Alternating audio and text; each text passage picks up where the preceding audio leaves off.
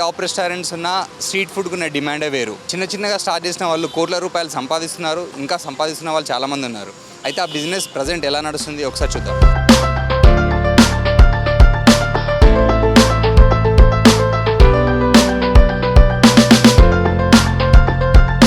15 నిమిషాలు అవుతుంది, కొంచెం కూడా ఖాళీ కనిపించట్లేదు.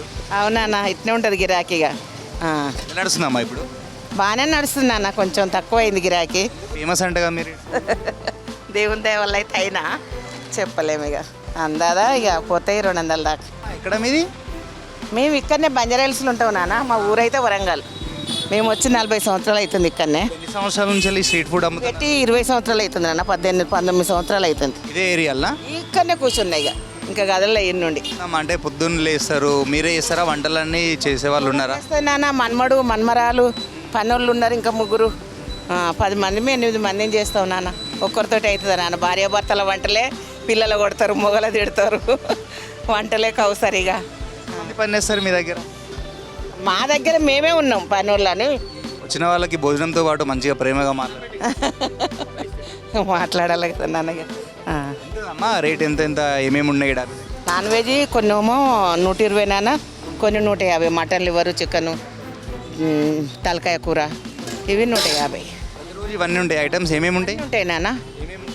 మటన్ లివర్ ఉంటుంది, చికెన్ లివర్ ఉంటుంది, చికెన్ ఉంటుంది, బోట్ ఉంటుంది, తలకాయ కూర ఉంటుంది, పాయ ఉంటుంది, ఎగ్గు కర్రీ ఉంటుంది. ఇక వెజ్లో అయితే ఇవన్నీ ఉంటాయి, పప్పు సాంబారు, వెజ్ కర్రీ ఏదన్నా ఒకటి, టమాటా చట్నీ, గోంగూర చట్నీ ఏదో ఒకటి ఉంటుంది నాన్న. మజ్జిగ. ఏ టైం నుంచి లేట్? పొద్దున 11 నుంచి సాయంత్రం 6 దాకా ఉంటా. 6 గంటల దాకా వస్తూనే ఉంటుంది రైస్.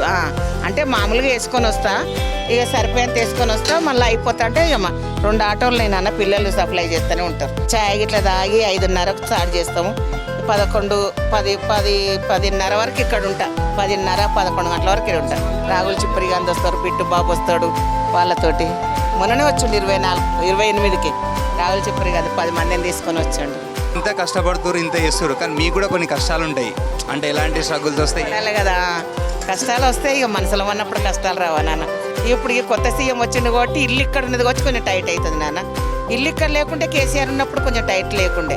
ఎప్పుడో ఒకసారి వచ్చే తెలంగాణ భవన్కు ఇటు ఎటన్నా దావతులకి ఇట్లా పోతే ఈ దారి ఉండే. సార్ది ఇక్కడనే అయింది కదా రేవంత్ రెడ్డిది. అప్పుడే ఉంటుంది మనకి మూమెంట్.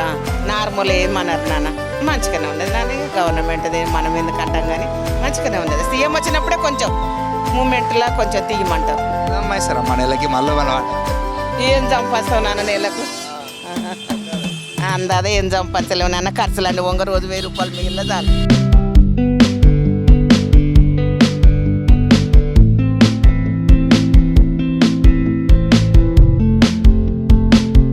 ఏం పేరేనా?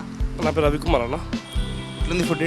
బాగున్నాను. నేను ఇప్పటికీ 10-15 వచ్చాను. పెద్ద రెస్టారెంట్ ఉన్నాయి కదా సిటీలో, చాలా మంచి ఫుడ్ ఉంటుంది, బిర్యానీ ఫేమస్. ఫుడ్ కంటే ఇక్కడ ఫుడ్ బెటర్ అన్న. ఎప్పుడు ఎనీ టైం ఫ్రెష్గా ఉంటుంది, ఆన్ ది స్పాట్.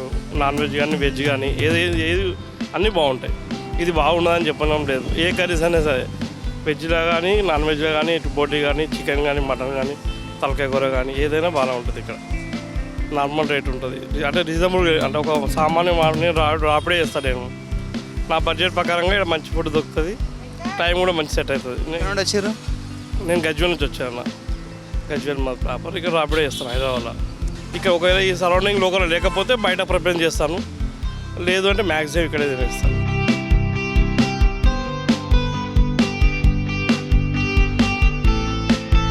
ఏం పేరు భయ్యా? నా పేరు కరణ్ అండి. ఏం చేస్తుంటారు? నేను జాబ్ చేస్తుంటా, నాకు బిజినెస్ కూడా ఉంది. ఫుడ్ ఎలా ఉంది ఇక్కడ? ఫుడ్ ఓకే, అంత ఎక్స్ట్రీమ్ కాదు.